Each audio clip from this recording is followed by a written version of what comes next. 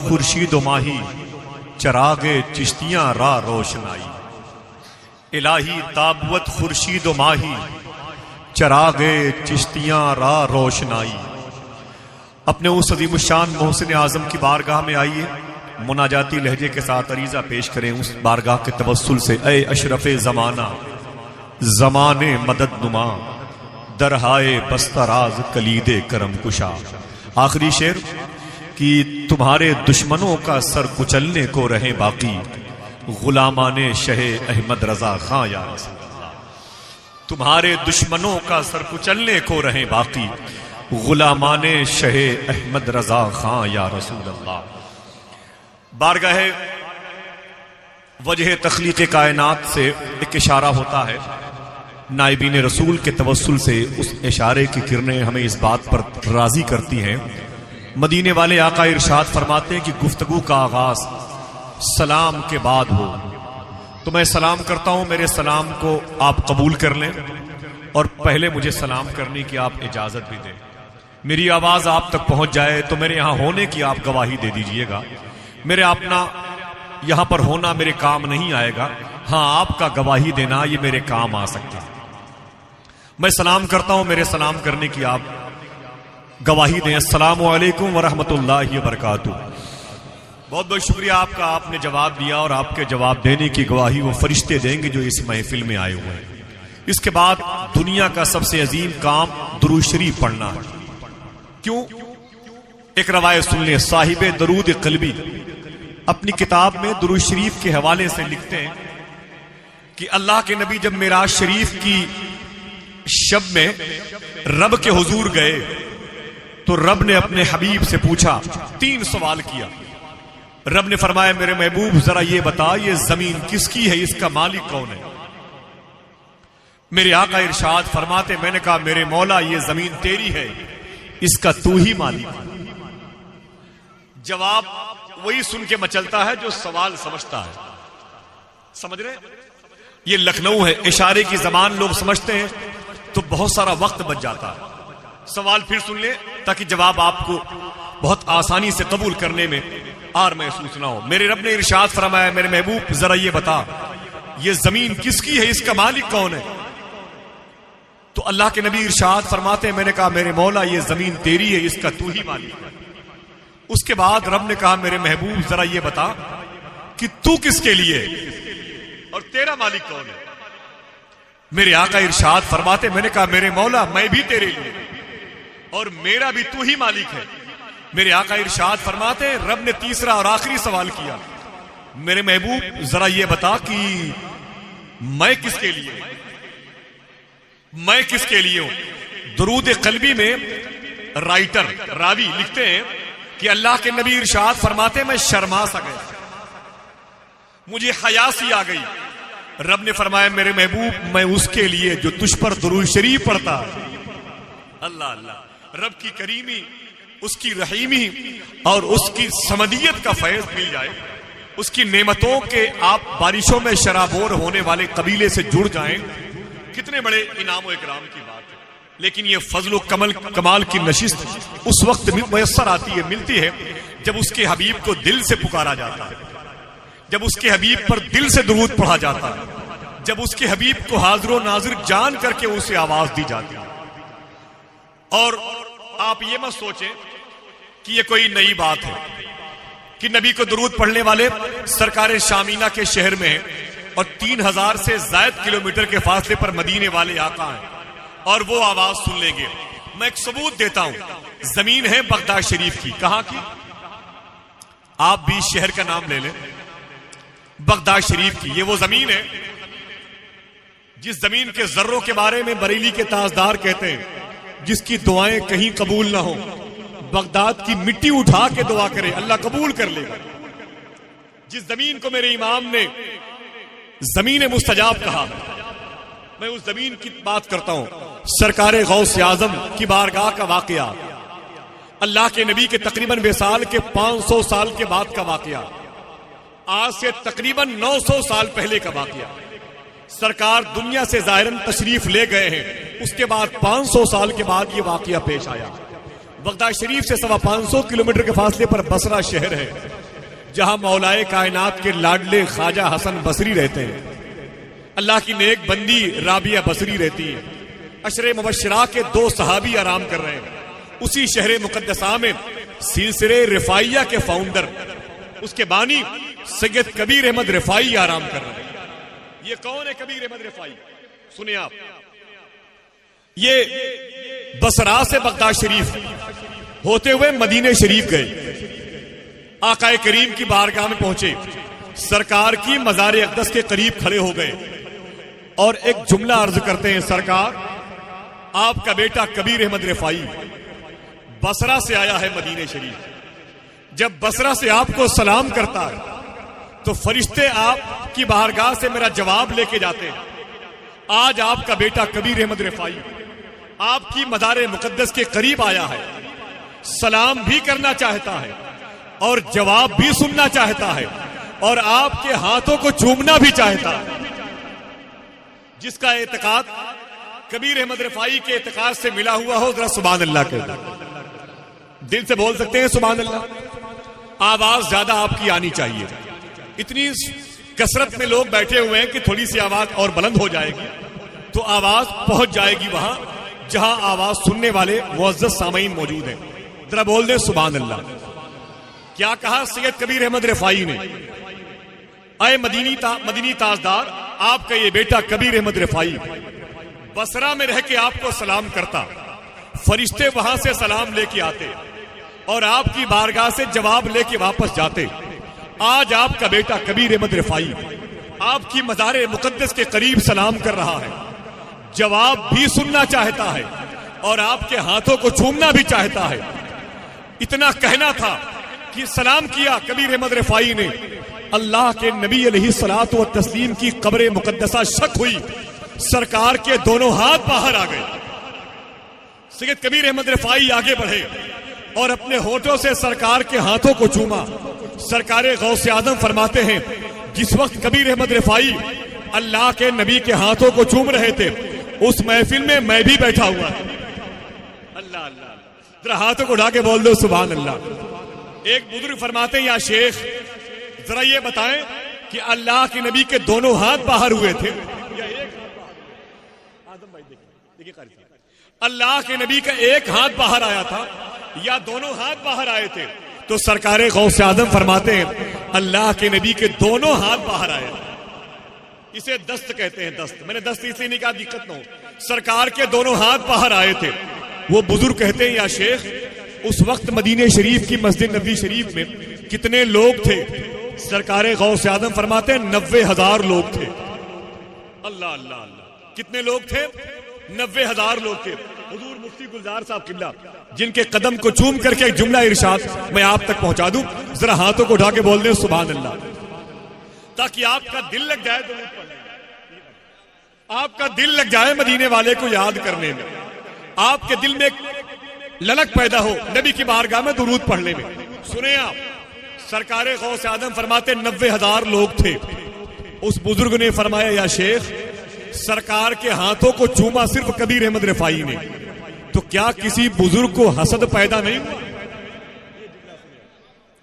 کیا کسی بزرگ کو حسد پیدا نہیں ہوا کہ وہ اسے موقع کیوں نہ ملا ہاتھ چومنے کا؟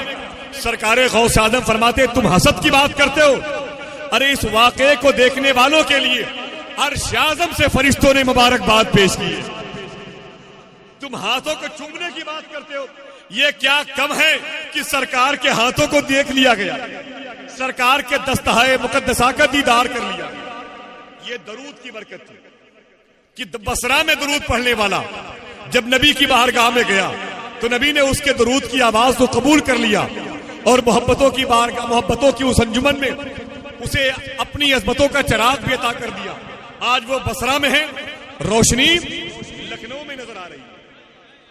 سبحان اللہ۔ اگر آج کی اس محفل میں یہ جامعہ اہل سنت نور الاسلام کی تاریخی کانفرنس میں ہم اور آپ نے مل کر کے مدینے والے کو پکارا تو یا تو مدینے والے کی بارگاہ تک آواز جائے گی یا مدینے والے کا فیضان آئے گا۔ ذرا ادب اور احترام کے ساتھ، بہت خشوع اور خضوع کے ساتھ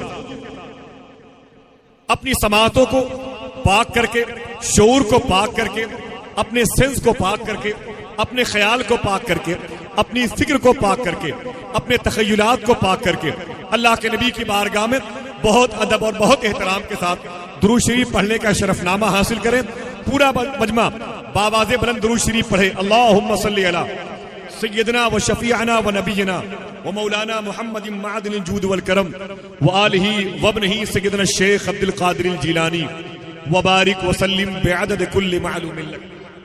سرکار کی آمد کی مناسبت سے یہ اعجاز قرآن کانفرنس ہے، یہ اعجاز قرآن کانفرنس ہے۔ سبحان اللہ کے لیے قرآن جس نے سنا وہ بھی مسکرا رہا ہے اپنی قبر میں، جس نے قرآن پڑھا وہ بھی مسکرا رہا ہے، جس نے قرآن پڑھنے والوں کو آباد کیا وہ بھی آباد ہے، جس نے قرآن پڑھنے والے سے محبت کی وہ بھی آج روشنی کے دائرے میں جانے انجمن بنا ہوا ہے، جس نے قرآن پڑھنے والی محبت کی سیج سجائی ہے آج وہ بھی جہاں ہے عشق مصطفیٰ کا دولہا بنا ہوا ہے۔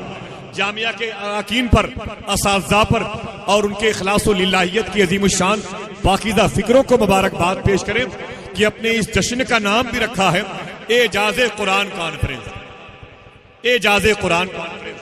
آئیے بہت ساری باتیں ہوں گی، رسم جشن دستار حفظ و قرات کی عظیم الشان منظر کشی آپ کی نگاہوں کو خیرہ کرنے کے لیے پیش کی جائیں۔ ایک عظیم الشان تالیہ قرآن کو آپ کے حوالے کروں۔ پہلے سرکار کی آمد کی مناسبت سے اگر آپ اجازت دے تو ایک دو مصرے نعت کے پڑھ دوں۔ آپ بہت خاموش بیٹھے ہوئے، مجھے اس قسم کے لوگ پورے ملک میں جہاں ملتے ہیں میری تھکاوٹ دور ہو جاتی ہے۔ روز یہی کام کرتا ہوں، اللہ کا شکر ہے لفظ روز کہہ دیا، اگر کبھی ناگا ہو گیا ہو تو اللہ معاف فرمائے، دعا کریں۔ کبھی کبھار پرسوں حیدرآباد میں تھا، کل بنارس میں تھا، آج یہاں ہوں، کل شام کو کشن گنج جانا ہے، پھر وہاں سے چھپرا، بھول جاتا ہوں کب گھر گیا کب گھر سے آیا۔ بس آپ لوگوں کو دیکھتا ہوں تو تھکاوٹ کے جراثیم کو شکست حاصل ہو جاتی ہے۔ ایک دو مصرے پڑھتا ہوں اور شاید مجھے آپ کے پاس اور آپ کو ان کے پاس آنے کا موقع مل جائے کہ دیواروں در سجاؤ سرکار آ رہے ہیں۔ سرکار کے آنے سے سب کو خوشی ہوئی، ایک کو چھوڑ کر یہاں سب آ گئے، اللہ کا شکر ہے کہ ایک نہیں آیا۔ دیواروں در سجاؤ سرکار آ رہے ہیں، جہاں جہاں تک آواز جائے وہاں وہاں کی آواز مجھے مل جائے، بس بہت ہے کہ دیواروں در سجاؤ سرکار آ رہے ہیں۔ ابھی تو میرے سامنے ہزاروں لوگ ہیں۔ سرکار غوث پاک فرماتے ہیں جب میں بغداد شریف پہ تقریر کرتا تھا تو گھنٹوں گھنٹوں تقریر کرتا تھا، صرف اکیلا ہوتا تھا میں تقریر کرنے والا اور ایک آدمی ہوتا تھا تقریر سننے والا۔ اللہ میرا دل نہ لگا، سرکار غوث پاک فرماتے ہیں میرا دل نہ لگا بغداد شریف میں۔ لوگ مجھے بہت پریشان کرتے تھے، میں بغداد شریف سے جانے کا ارادہ میں نے پیدا کر لیا، آواز میرے خدا کی آئی عبد القادر کہاں جا رہا ہے؟ تو غوث پاک فرماتے مجھے کسی اور شہر کو، یہ باقوبہ ہے، یہ تکریت ہے، یہ موصل ہے، یہ کربلا ہے، یہ نجف اشرف ہے، یہ ایران کے بڑے بڑے مشہد، قم شریف، تہران جیسے شہروں کو آباد کرنے دے میرے مولا۔ بغداد کے لوگ اچھے نہیں ہیں، میری باتوں کو سنتے نہیں ہیں، عمل نہیں کرتے ہیں۔ رب نے فرمایا میرے عبد القادر تو اس کو اسی شہر کو آباد کرنا، تجھے اسی شہر کو مرکز محبت بنانا ہے، ٹھہر جا اسی شہر میں۔ سرکار غوث اعظم فرماتے میں مچل گیا، میں نے کہا میرے مولا اگر میں رہوں گا بغداد میں میری کچھ شرطیں ہیں، اگر بغداد میں رہوں گا تو میری کچھ شرطیں ہیں۔ رب نے کہا بول عبد القادر تیری کیا شرطیں ہیں؟ تو سرکار غوث اعظم فرماتے میں نے 70 شرطیں گنائی۔ کتنی شرطیں؟ 70 شرطیں گنائی۔ رب نے ساری شرطیں قبول کر لی۔ پھر غوث اعظم مسکرائے، کہتے ہیں اے میرے سامعین، اے میرے سننے والوں، اگر کہو تو 70 میں سے ایک شرط بتا دوں،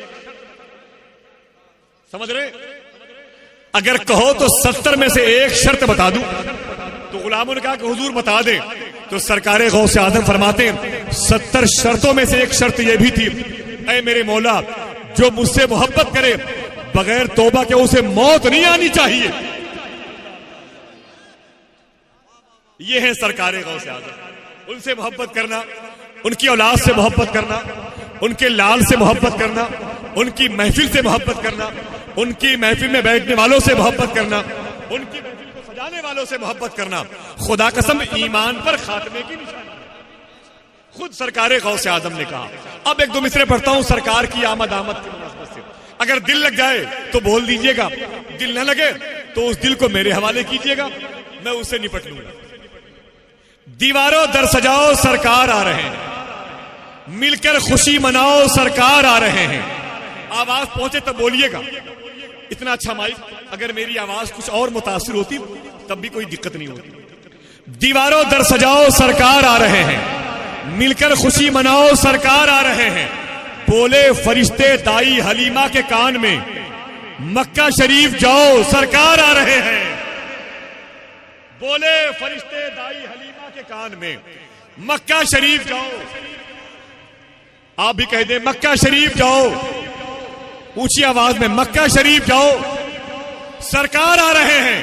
اور سنت ہے جبرائیل کی, بدعت نہیں ہے یہ, جھنڈا ہرا لگاؤ سرکار آ رہے ہیں.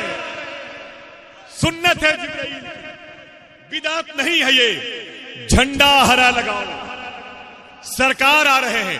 اب تینوں شعر کو آپ نے بڑی آسانی سے سمجھ لیا. آپ نیچے بیٹھے تھے, میں ذرا سا اوپر تھا, جبکہ ادب کے خلاف ہے. آپ کو میرے سر پہ بیٹھنا چاہیے اور مجھے آپ کے قدم کے نیچے بیٹھنا چاہیے. مجھے آپ نے بھیجا یہاں پر, آپ کا احسان ہے. لیکن آنے والے شعر کو سمجھنے کے لیے میں آپ کو 5614 فٹ کی بلندی پر بھیج رہا ہوں, جسے کہتے ہیں غار سور. دیکھنا کتنے لوگ پہنچتے ہیں. شاعر نے کہا دیواروں در سجاؤ سرکار آ رہے ہیں, مل کر خوشی مناؤ سرکار آ رہے ہیں. بولے فرشتے دائی حلیمہ کے کان میں, مکہ شریف جاؤ سرکار آ رہے ہیں. سنت ہے جبرائیل کی, بدعت نہیں ہے یہ, جھنڈا ہرا لگاؤ سرکار آ رہے ہیں.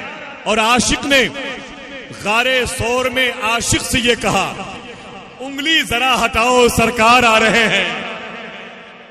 انگلی ذرا ہٹاؤ سرکار آ رہے ہیں. انگلی ذرا ہٹاؤ سرکار آ رہے ہیں. بہت بہت شکریہ. ایسی سجی ہوئی سماعتیں اگر مجھ جیسے گونگے آدمی کو مل جائیں تو میری زبان بھی اگر کوئی کھینچ لے تب بھی ایسے ہی بولتا رہوں گا انشاءاللہ. اللہ آپ کی سماعتوں کو سلامت رکھے. دل سے دعا کریں اعجاز قرآن کے صدقے میں یہاں بیٹھنے والوں کو میرے مولا کبھی اپنے حبیب کے روضے پہ بٹھا دے. یہاں آنے والوں کو کبھی کعبۃ المشرفہ کی زیارت کا سعادت نامہ, یہاں آنے والوں کو کبھی سرکار غوث اعظم